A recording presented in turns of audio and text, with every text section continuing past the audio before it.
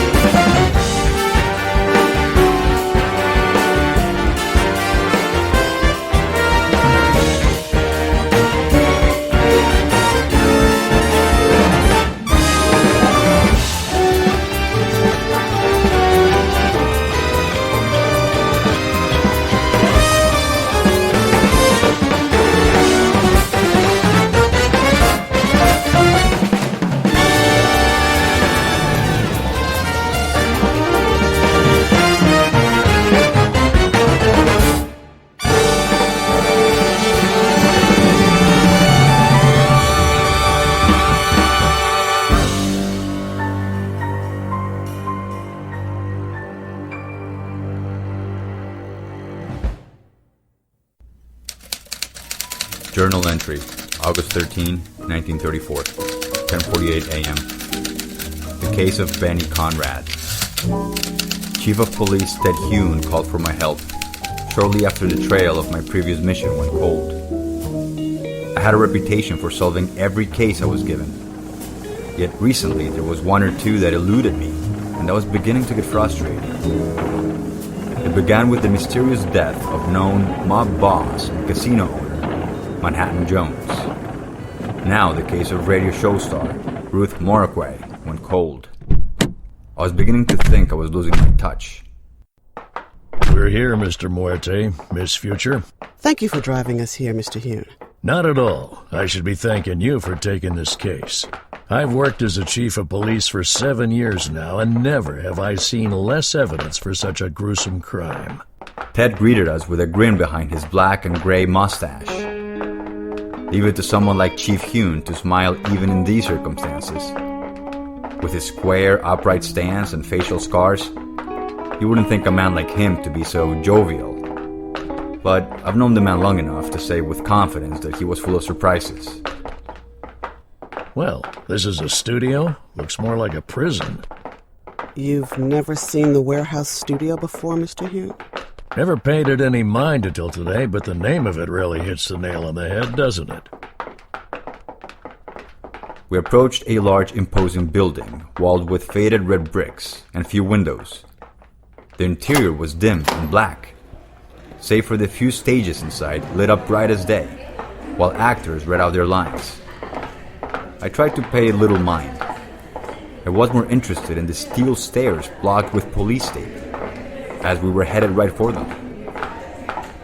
Remind us again, what happened to the best of your knowledge, Ted? You got a call from the janitor? Yeah, we got a call this morning to come up here after there were complaints of a rancid smell up the catwalk. The janitor went up to investigate, and there it was, a dead body, burned to hell. The janitor identified the body as belonging to a man named Benny Conrad. He's reportedly rather reclusive and doesn't talk to many people at work. He had a short temper but was very passionate about his job and had aspirations of becoming the lead technical director. How sure are we on the identity of the victim? Pretty sure. See, Benny was, well, smaller than most men in stature, or what's it called? You mean dwarfism? Yeah, that's right. Thank you, Diego. Yes, Benny had dwarfism. So, even if most of him was unrecognizable, his mere stature gave it away. The janitor's been interrogated? Well, I didn't personally. Sergeant O'Dearly did. But yes, he's been interrogated. There's a lot of people who work here, see, so the questioning was split between O'Deary, Theo, and myself. Do you have any idea who might have been a witness or the time frame the murder might have occurred? The body was taken to our coroner for analysis, but if I had to guess, it didn't happen that long ago. Ted led us up to the catwalk where the body was found. The entrance was blocked off with tape, and aside from the body already outlined and sent away, the crime scene wasn't touched. The first thing I noticed were the cigarettes littered above where the victim's head was, but it wasn't haphazard like somebody dropped them. Instead, they rested in an arc from shoulder to shoulder. Bonnie and I exchanged a glance. I knew she was thinking the same thing. From the look of the outline, the victim was on his back. That is correct, Miss Future. And his arms were resting palms up on either side of his body. It's as if he was laid out like this on purpose. Yes, I was thinking the same thing. When was he last seen? Yes, it seems as though the last person to see Benny said he was heading alone to the Tipsy Squirrel. Apparently, it's a bar he frequents. I see. Thinking about going out for a drink, Detective? Always. But I think this time I'll have to leave the bar sober. Think we can get some of those cigarettes to the lab, Ted? Oh, sure. With any luck, these smokes might shine a light on this investigation.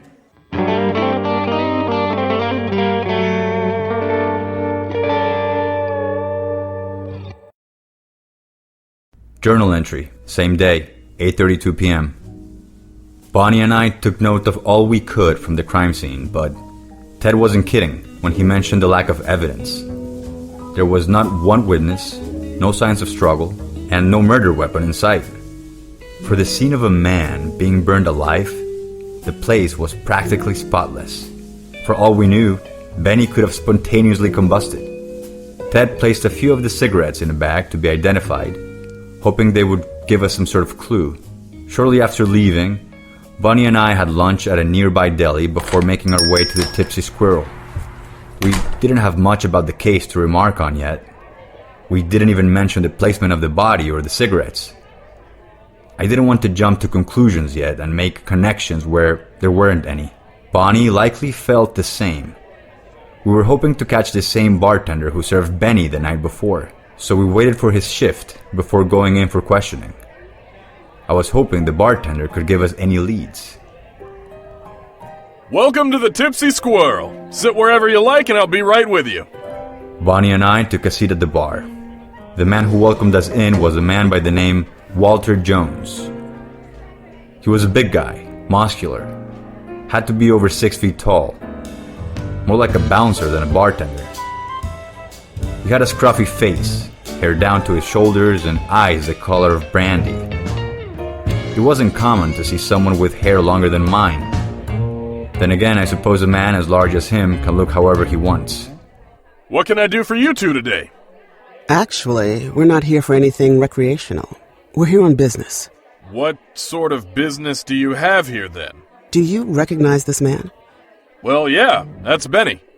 Why? Did he get himself into any trouble? What is your relationship with Mr. Conrad? Well, he's a friend of mine. He spends time with a few other friends of his at this bar, and I made a deal not to kick him out, so long as he doesn't cause a scene. He was pretty good at making scenes? Well, hey now, not like that. He had a short temper, but he never hurt anyone. At least, not seriously. Not on purpose. How long have you known Mr. Conrad? Oh, about 2 years now. I'm sure it doesn't sound very impressive, but he never kept friends for long. The only consistent companion he ever had was Dorothy. Now, before I say anything else, am I allowed to know what Benny did for private investigators to come asking around? I do have a business to run. It isn't really anything Mr. Conrad has done, Mr. Jones. We're sorry to say it's something that was done to him. Is he okay? We're afraid not. His body was found on the catwalk where he works. He's dead, Mr. Jones. No, not Benny. He was a surly bastard and always reeked of cigarettes, but he was also a good man. This can't be real. This has to be some mistake. No mistake. One of his co-workers confirmed it.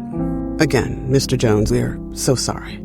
You don't understand the sort of man he was. Once I couldn't afford a dollhouse that my daughter wanted for her birthday. I was having trouble making ends meet at the time, And even though Benny hardly knew me, he handed me the cash up front. Told me it was a tip for good service, and not to worry about it, but I never forgot. Yes, he had a short temper, but he never made any real enemies. At least, no one would want to kill... Are you sure it wasn't some sort of work accident? I'm sorry, Walter. I can't tell you everything, but I can say it was no accident. God. I need to wait until the end of my shift before I'm allowed to pour myself a drink. It's gonna be a bitch trying to come to terms with this sober. Oh, I can't even imagine how Dorothy is going to be able to handle it. Does she know yet? We're not sure. We'll have to question her if you know where she is. She'll probably be in about an hour. If it's all the same, please, let me tell her first. She'll need to hear it from someone she trusts. Bonnie and I obliged.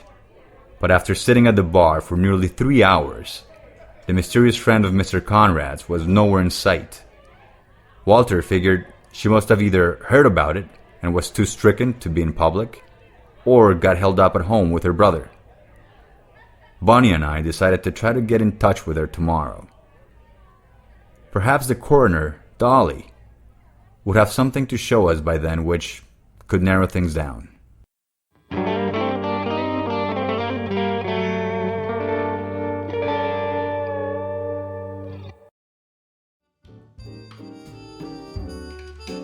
August 14th, 7:39 a.m. I stopped by the coroner's office to find Dolly, and Bonnie went searching for more clues back at the crime scene. Dolly? Oh, hello, Diego. I'm sure you're here about the burn victim. On the nose as always. Dolly was a bit of a recluse. When she wasn't alone at her house by the cemetery, she was working either at a morgue or doing police work here. She kept her long blonde hair in a bun, and her long eyelashes behind thick-rimmed glasses which obscure the color of her rusty copper eyes. She had a bit of a coy smile that made her seem mischievous, yet she spoke plainly and without hesitation. This was a woman who lived with no fear. She was skilled, and she knew it. I'd hate to ever get on her bad side. I was sure Ted would hire you for this job, considering how confused he was about the lack of evidence. I'm aware of Ted's lack of evidence. To be perfectly honest, it has me completely stumped as well. Do you have any insight? He was burned alive for sure. I can't imagine that would have been very quiet. If he were conscious, surely not. So he wasn't conscious? He had to be. People don't normally die from the fire, Mr. Muerte. Normally, they suffocate from the smoke. From how thoroughly the smoke damage was to his lungs, he must have been breathing slowly. The damage to his lungs from all his smoking meant that it didn't take very long, even with the slow breathing. For there to have been that much smoke, how could it happen without someone noticing it? It could have been controlled somehow. It does seem as though the body was burned once, stopped after death, then burned again. Perhaps the killer wanted the smoke to kill the victim first. But then, why burn the body a second time? I'm not sure, though from the fabric burnt to the skin, a shirt was likely doused with some cleaner fluid so it would catch, and the chest up left bare. Perhaps to cause minimal damage to the actual body of the victim. He only burned enough for the epidural layer to start melting, mostly from the front. He was lying down? Yes, but I can't find any evidence of what might have knocked him unconscious. There are no lacerations, no head trauma, no bruises, or sign of a struggle. Was he drugged? Seems most likely, but I have to run a few more tests to know for sure. With a kill this clean, no sign of a struggle. Do you think this might have been done by someone Mr. Conrad knew? Well, I did learn this other thing. The time of death happened around 1:30 a.m. yesterday morning. The studio doesn't happen to be open that late, is it? No, definitely not. He was last seen going to the Tipsy Squirrel the night before, So he must have returned to work with someone from the bar. That's possible. Well, that gives me a lead. If he brought someone with him from the bar, then there are only 2 people I know he might have trusted enough to bring back with him. Diego, before you go, I hope that you don't mind if I say something more personal. Sure, Dolly. What's on your mind? Well, I know that you've been a little out of sorts since the Ruth Morquay case, and I just wanted to tell you, in case you needed to hear it, it wasn't your fault. I appreciate that, Dolly. I know how cases, when they're left open, it bothers you. But I also feel like you put too much pressure on yourself. I have it in good faith that Bonnie is worried about you too. It was never my intention to worry anyone. That wasn't your fault either, Diego. People worry about others when they care about them. Us worrying about you is a good thing, but it's also a sign that something is wrong. If you ever need anyone to talk to. I'll keep that in mind. Thanks. Thank you, Diego. You change a lot of lives, you know.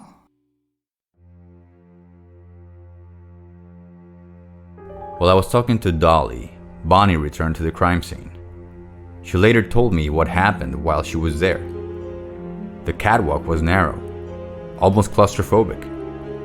When Mr. Jones mentioned Benny smelling like cigarettes, Bonnie wondered if she could find any evidence of smoking before the murder. Some sort of carton discarded, or maybe another place with any evidence of fire. As she was investigating where the body was found. Who's there? I'm sorry. I didn't mean to scare you. This is an active crime scene. You're not supposed to be here. I know. I promise I didn't touch anything. Who are you? Why are you here? My name is Dorothy Bates. Benny was my best friend.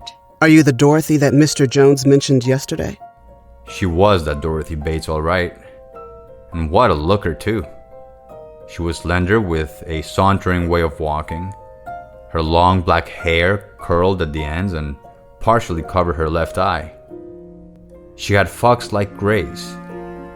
The thing with foxes, though, they're sly and cunning, and they'll eat every chicken in the coop if you're not careful. Please, put down the gun. I'll stay right here. Why weren't you at the bar yesterday? I would rather not say. That doesn't really give me much confidence, Dorothy. I'll explain as much as I can if you put the gun away. Okay. The gun is put away. How did you know about Benny's death? His boss called me at home. I'm on Benny's paperwork to call in case of emergencies. He had no relatives? No wife? He wasn't ever really interested in relationships, ma'am. My name is Future. Bonnie Future. Miss Future, Benny was orphaned when he was young. I was the closest family that he had. So what are you doing here? Same thing as you. I'm looking for answers. You should leave this for the professionals. With all due respect, Miss Future, I can't just sit back and wait to let Benny's murderer get away with this. Are you so sure we won't solve this case? The woman who did this is no ordinary woman. What do you mean? Do you know who killed him? I know who killed him. Who was it? Miss Bates, as of right now, you are the prime suspect. If you really want to find justice for your friend and not get arrested in the process, you'll have to tell me who murdered Benny Conrad. You won't believe me. Why wouldn't I believe you? Because, as far as I know, it's a woman that no longer exists. What are you talking about? Her name is Caroline Sweet. For the past 7 months, she had attempted to squirm her slimy self between Benny and me. At first, I thought it was because she wanted to court him. I knew she was dangerous, but I didn't know she would do something like this. Why didn't Walter mention a woman named Caroline? People come and go from Benny's friend circle. He just never had the time to spend with other people. He was dedicated to his work. Not a lot of people really understood that, but I knew Benny better than anyone. We had known each other since high school. When Caroline made her way into our little group of friends, I didn't think much about it. She drank her strawberry daiquiris, listened to Benny talk about his work stories, and acted interested, I assumed in order to get him to date her. I figured Benny would wise up to her game like he's done in the past, and I enjoyed occasionally talking to her about things we both had an interest in, like tarot cards and fortune-telling. Over time, however, Benny got more interested in her. It didn't make sense. It really wasn't like him at all. At one point, we had a debate about continuing our association with Caroline. When was this debate? The night before he disappeared, just before leaving with her to go to work. He wanted to show her the cameras he was working on. Do you know anything about these cameras? Not much, admittedly. He said that he had rigged some cameras to watch the entrance because the studio had a few break-ins since the couple weeks ago. It's all I know about it. Where can I find Caroline? Here's where you don't believe me. I tried to track her down, and I can't find anything about her. There's no address, no family, no identification, and no one knows who I'm talking about. It's like I just made her up. But Walter remembers her, and I know she existed. Well, my partner and I will have another talk with Mr. Jones to see if your story holds up. I know you don't believe me. I know that I may be the one arrested for what happened to Benny, but I promise I would never hurt a hair on his head. Miss Future, I cared for him like a brother. If there was anything I could tell you so you could believe me, I would. But there are some things I just can't tell you. You're making a lot of assumptions about what I will and will not believe. Do you believe that magic exists, Miss Future? Like really, truly powerful magic? That's exactly how I thought you would react. If I said that Caroline had some sort of magic that she used to bewitch Benny into trusting her and then again in order to disappear from reality, would you believe me? Perhaps with some proof. That's what I came here to find. And did you have any luck? Would I still be here if I did? At this point, I'm still not convinced you didn't come up here to hide evidence and distract me by telling me this crazy story. Same day, August 14th at 10 a.m. So, many threads were tied in knots, with no clear way to go next. We had 3 likely suspects that saw the victim the night before the killing. Walter Jones seemed the least likely since he had a hell of an alibi. He didn't leave work until 2 in the morning, so he couldn't have fooled Benny to the studio, and the poor man was already dead before Walter could even leave the bar. This woman, Caroline Sweet, was a complete mystery and could have fled the scene after the murder. We checked for records on someone with such a name and found nothing. We were waiting to receive documents about her possibly changing her name. However, Dorothy's claim on how Caroline could have managed such a feat was fishy at best, and insane to say the least. She was reportedly his best friend, and even she agrees. He would have felt safe with her around. I met Bonnie at the Drowsy Drip, a little coffee shop near my house. I bought both of us drinks while we contemplated our next move. Do you think there's any merit to this Caroline claim? Personally, it sounds like an insane cover-up. Who better to pin the murder on than someone that is apparently untraceable? Still, something doesn't really add up. Diego, do you think Benny's killer might be the same person who murdered Ruth Morquay? I wondered when that would be brought up. Admittedly, the circumstances are uncanny. Still, we can't have that case affect this one until we have solid evidence. If we find out that there is a link, however, we'll have to revisit her after. The way the cigarettes were set was what made me suspicious. I know they must fit together somehow. It won't hold up in court until we have proof, a motive, and a suspect.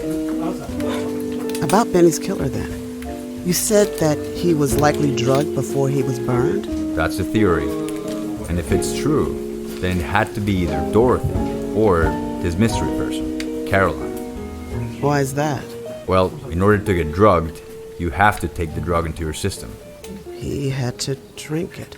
The bar! Bingo. Someone would have had to drug his drink at the bar shortly before leaving so he would be affected in time for the killer to take advantage of it without raising suspicion. We should have a talk with Walter and find out what happened at the bar and who he left with. Agreed. I think the Tipsy Squirrel is where all our questions can be answered. Bonnie found Walter's number in the phone book, and she invited him to the Tipsy Squirrel for a drink while he was off duty. She told him we had more questions to help us in the case, and he was more than courteous. At 2 p.m., we sat in a booth having some afternoon beers. I didn't mention this to Bonnie at the time, but on the way to the bar, I couldn't help but feel like I was followed. No matter how much I looked around, I couldn't cluck where the feeling was coming from. Thank you for coming to meet us, Mr. Jones. Not at all. I told you before, Benny was an important person in my life. If there's anything I can do to make sure his killer is caught, then I'm more than willing to help. We need you to recall Benny's last night here with as much detail as possible. We have to know who he came with, what he drank, any interactions, who he left with, everything. Understood. Well, he arrived here alone. That was pretty normal since he would often come here from work. He met up with Dorothy, who was already here, and then Caroline came in after. Caroline? Yeah, she's this woman Benny met about a month or two prior. A small thing, though I guess not compared to Benny. Light skin, black hair, a cute, petite young lady. She ordered a strawberry daiquiri, which was her favorite drink. What did Benny drink? Here's the thing about Benny. He smoked like a chimney, but he wasn't a drinker. He had a soda, which was usual for him. Dorothy, she switches her drinks around. I think that night it was... Oh, dragon's blood? I've never heard of that drink before. It's a house special, mostly dragon fruit and rum. Anyway, it was just the three of them that night. Apparently, Dorothy requested it be just her and Benny, but Caroline sort of invited herself. How did Dorothy react? Oh, she was furious. She demanded Caroline leave and Benny defended Caroline. It turned into a pretty big argument. Why didn't you mention that before? What? Dorothy and Benny arguing? They'd been bickering about Caroline for 2 weeks at this point. It was nothing new. I mean, it got a little more heated, but... Heated how? Dorothy told Benny to stop spending time with Caroline completely. When Benny refused, she said she would make sure Benny never saw her again. Wait, now I realize how that must sound, but it wouldn't have been Dorothy. There's no way. What makes you think that, Walter? Sounds like a pretty obvious threat. Not to Benny. Not a chance. Dorothy loved Benny. Mr. Jones, it's no secret how love can warp people to do reckless and sometimes violent things. Dorothy's not that type. Trust me. Do you know what happened to Caroline after that night? Well, no, actually. I haven't seen her since that night either. There is a possibility that there might have been a double homicide. We should find Caroline. Look, I swear to you two, Dorothy would never do such a thing. Find Caroline by all means, but I'll be damned if it's Dorothy. What makes you so sure? I swear there's a reason. I just can't tell you. Why not? I made a promise. Well, Mr. Jones, you might have to decide what matters more to you, keeping a promise or finding a killer. Maybe. But for now, can we change the subject? We weren't getting any more out of Walter. After the interrogation, I drove Bonnie home and headed back to my apartment. I still felt like I was being watched. Bonnie caught me looking over my shoulder and asked what the matter was. I told her I was fine. She knew better. I walked up the stairs toward my warm bed when I saw the envelope lodged between the glass door and the jamb. What's this? It's a letter. Dear Moon, I can tell that you are having a bit of trouble finding me, but I'd like to offer... What is this?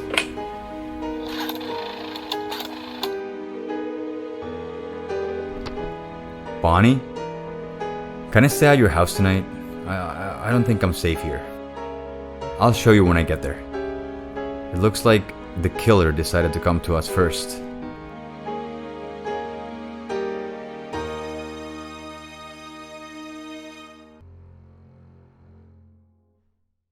We'll return to Tarot Killer after these messages. Hey there! Are you a fan of mysteries and quality content? Well, you're listening to this right now, so I'm assuming you are. Why not show off your impeccable taste by buying some merch from the Tarot Killer podcast website? Some merch like shirts and mugs are available indefinitely, while other things like keychains and notebooks are extremely limited supply. So get them before they're gone. And hey, word around the grapevine is that you'll get an extra secret gift with every order of any of the exclusive merch. But remember, you didn't hear it from me.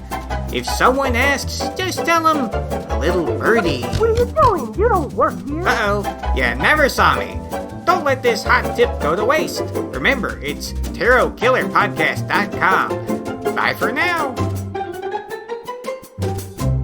And now, back to our story.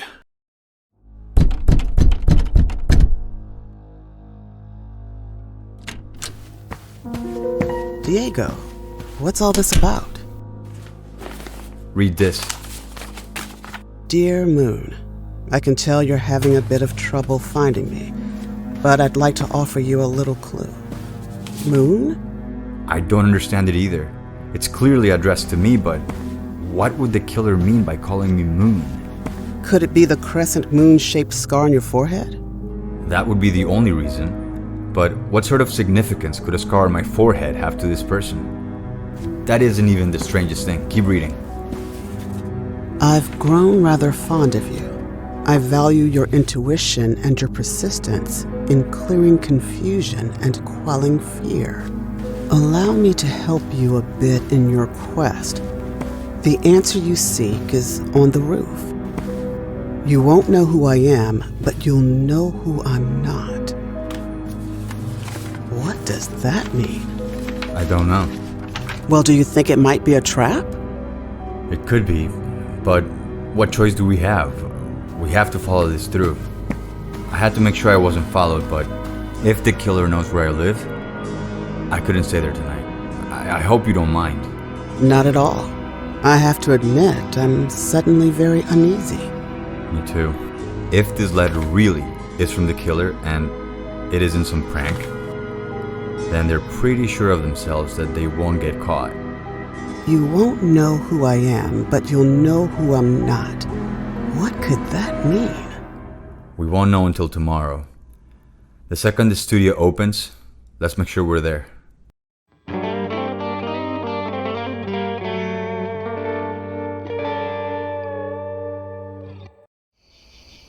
Bonnie loaned me her couch and some blankets, but I couldn't sleep.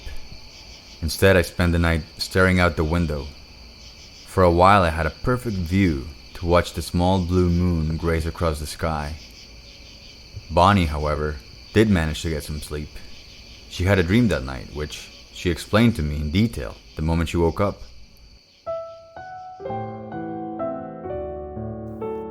Hello? It's dark. Why can't I see anything?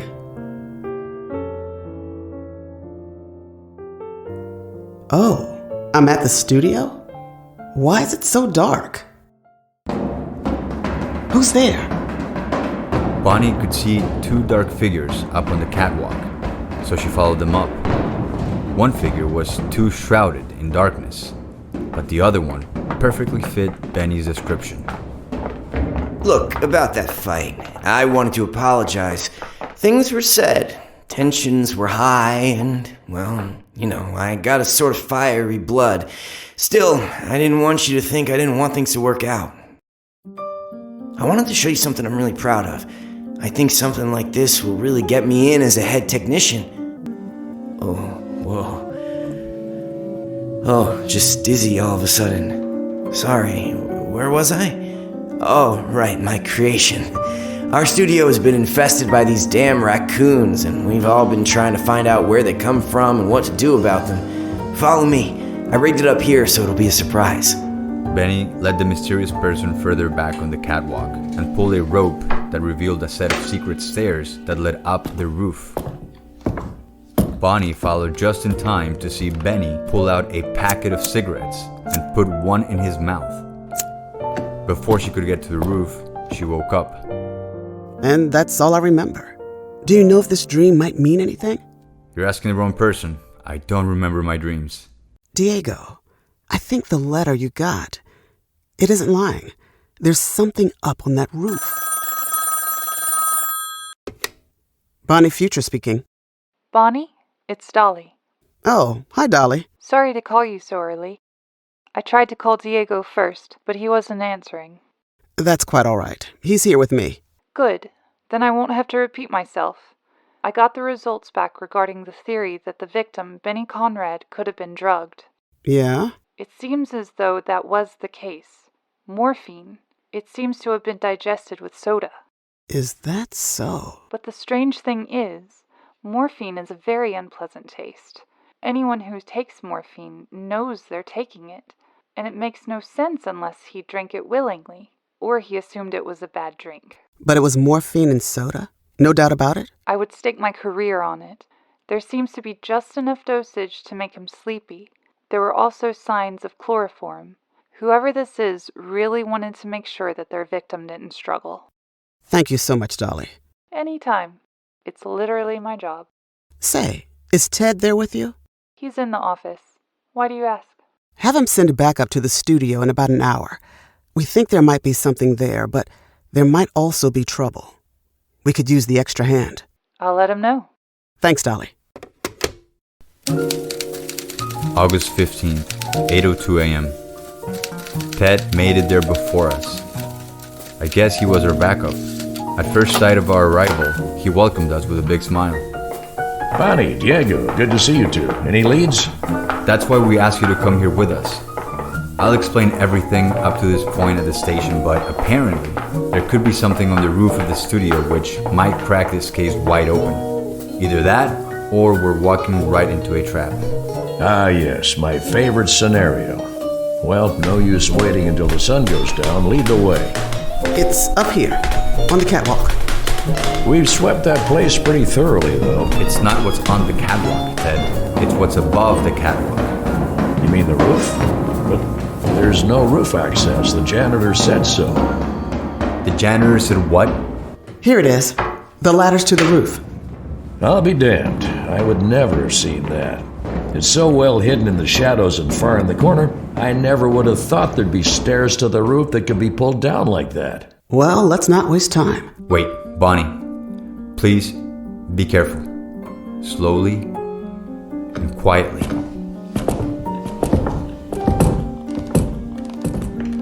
There's no one up here. Barren like the fruitcake line at a potluck. But I don't understand. There's nothing up here. Oh! What is it? There, behind the raised wall. Almighty, that's a human head. There's more than just a head, Sheriff. Looks like it's the whole body of a dead woman. Yes, hiding just out of plain sight was everything we had been lacking for the investigation. We finally hit the jackpot, though it came with a gruesome and unexpected twist. Another body, this time of a woman, on the roof where the victim was found. Gore and scorch marks revealed that this was the initial murder scene, and Benny was dragged down to the catwalk and arranged there. We knew this because we found out the project Benny was working on, a security camera. Such things weren't readily accessible, especially for a local studio, so he likely wanted to show his technology expertise to impress his bosses and coworkers. I won't pretend to know how it worked, and it didn't give a very clear picture, but it recorded everything. Benny had turned it on just before leaving work. Shortly before he was expected to arrive, someone else came up the trapdoor and hid on the other side of the roof, where there was another raised wall. Benny and another individual, likely the woman, came up and he started to talk excitedly, likely about his project. Benny started getting sluggish, and Caroline helped Benny behind the camera's view. 20 minutes later, the person who hid on the roof before Benny and Caroline arrived came to the front of the camera, but the lens was so sun-bleached, it was hard to discover any distinguishing features. Next thing we knew, this unknown figure was dragging another, smaller, human-like figure past the camera's view. The footage ended after the killer pulled something out of Benny's pocket. We all agreed it must have been the lighter and his cigarettes. On the roof, there was an old can of corn filled with used smokes. Benny had been coming up to a roof for some time. This proves Caroline's innocence. Diego, what does that mean? That you said that the janitor mentioned no access to a roof, correct? We asked him if there were any escape routes, or Dearly specifically mentioned roof access, and he said no. The letter I got was right about one thing, but wrong about another. Going up to the roof revealed who the killer wasn't, just like it predicted. But now we also knew who the killer was. August 16, 2:36 p.m. Yesterday was spent gathering what was found on the roof, including a wet rag of chloroform and rope. We also focused on revealing mysteries about the now deceased Caroline Sweet. I was certain at this point that I knew who the culprit was, but before I could act, there was one more mystery to solve. I waited for my 2:30 appointment to arrive. She was late, and I wondered for a moment if she intended to show up willingly or if I would have to call Sheriff Hune. Then, there was a knock on the door. Come in. Diego Muerte, I presume? I've heard a lot about you. Even after what Bonnie told me, I wasn't prepared to catch sight of such a dame. She had striking red eyes, red, but almost plum or like huckleberry. A long black dress was draped over her ash clay skin, and her heels clicked gently with every step. She had an air of mystery about her, a mystery that I intended to crack. You told Walter that you wanted to see me? Yes, please come in. Take a seat. Walter tells me that you found Caroline's body. Yes, he came by for positive identification yesterday afternoon. Which makes me the prime suspect, right? Ms. Bates, where were you at the time of the murder? Where's Bonnie? I'm asking the questions here, Ms. Bates. And if you know what's good for you, you'll answer them. Where were you at the time of the murder? I'm sorry, I can't tell you. You can't, or you won't? I promised my confidentiality. Promises don't mean shit when they're preventing you from clearing your name. Or is it really something so secretive you would face jail for it, or even a murder sentence? Are you threatening me, detective? Threatening? Of course not. I'm telling you what things are looking like from a lawful perspective so you can make informed decisions. They wouldn't sentence me to death, would they? A double charge of first-degree murder, Ms. Bates? That is plenty cause to do so. But I'm not the killer. Then prove it to me, Ms. Bates. Prove it to me now, or I can't help you any further. This is your final chance, and you've had plenty of chances up to this point. Either you tell me your alibi and we can move on with the case, or you get charged with murder, and the true killer runs free. At least according to you. This case comes down to you, Ms. Bates. Choose. All right. If I tell you, if I give you the truth, do you promise to keep it as confidential as possible? If your alibi holds up, there will be more important things to focus on than where the victim's friends were that night. But I can't give any word without knowing what the truth is. The truth is, I was with Walter. Where? In the back room of his job. He was still working, but when things got slow, he would come to the back and we would discuss things. I don't believe it would be only discussions if you're so guarded about it. Fine. I was making predictions. What do you mean by this? I know you won't believe me, and Walter's wife hates anything about the supernatural, so it's done in secret. But I was giving Walter a tarot card reading. We were trying to figure out what we should do about Benny's problematic friendship with Caroline, and about Walter's family, their health, if he should get the business, how soon. You think those things really have any truth to them?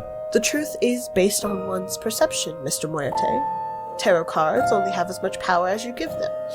I make tarot card readings when my friends or I feel directions, and as if everything is out of our control. It gives us a sense of clarity over what we should do next. so we're not just wandering aimlessly. Forgive me, but this seems incredibly trivial, to be so secretive about reading fortunes. You don't know Walter. He loves his wife and daughter more than anything in this world. But his wife truly fears the things I do. If she knew that Walter took part in any way, well, a lot of good can be said about Francine, but she's not the sort of person you want to upset. And, well, not to mention the role that tarot cards play in the case. What do you mean? The 10 of Wands. You'll have to be clearer than that, I'm afraid. Benny, 10 cigarettes were laid around him, correct? And he was burned alive? I'm not sure how you know that, but go on. Each card has its own set of meanings. There are 4 suits, excluding the major arcana. Each suit is associated with an element.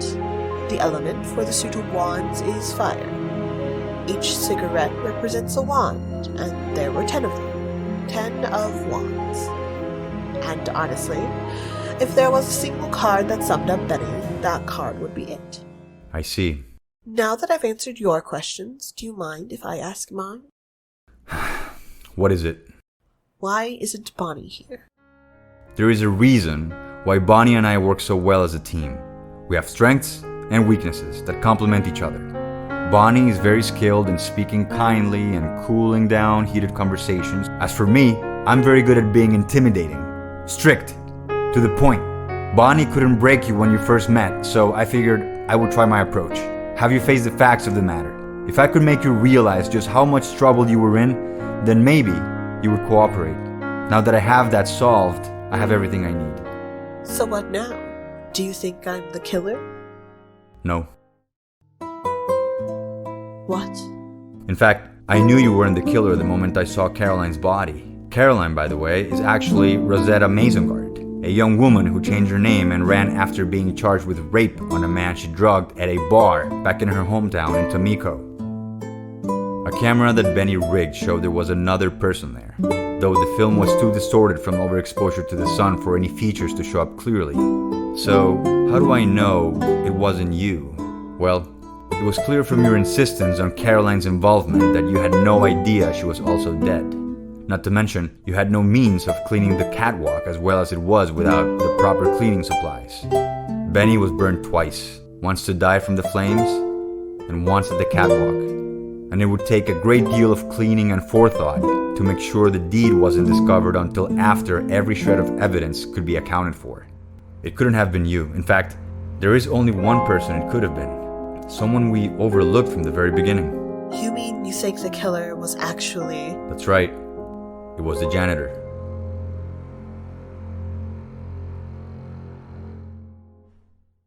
We had all the proof we needed. Ted, Bonnie, and I hurried to the studio as fast as we could to locate and apprehend the killer. Hey, wait, what's the rush? Sorry for the intrusion, but I need to see your janitor. He's under arrest on 2 counts of murder. My janitor? Oh dear. You're the manager of this studio, right? Where is he?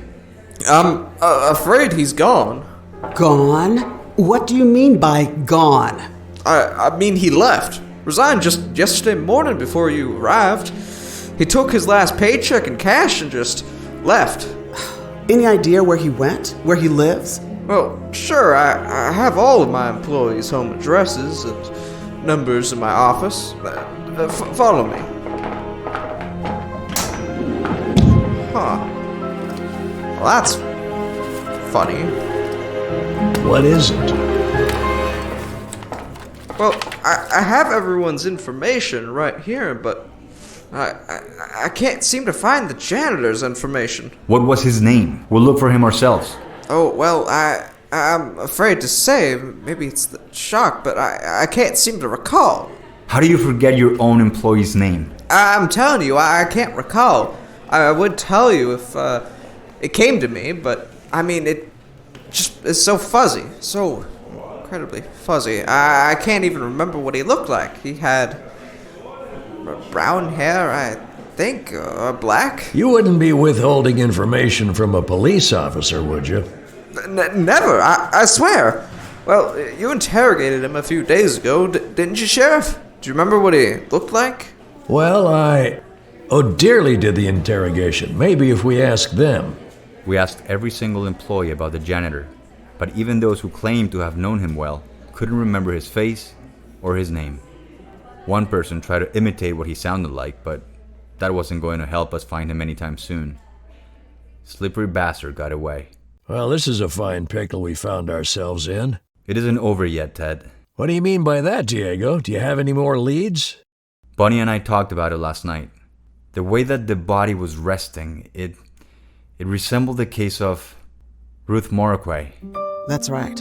Maybe if we revisit the case, we can find out more information about this killer. You think the Ruth Morquay case and this one have the same culprit? I didn't want to think so, but the situations are eerily similar. If I'm right, Sheriff, we might have a serial killer on our hands.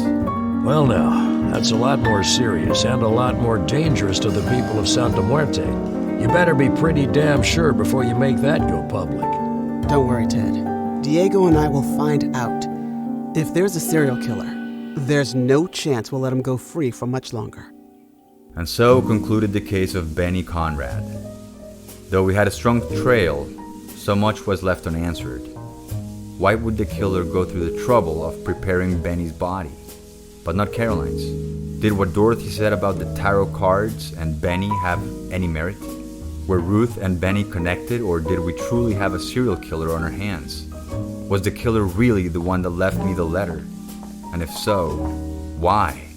I went home that evening accomplished yet dissatisfied when I found another unmarked letter in front of my door.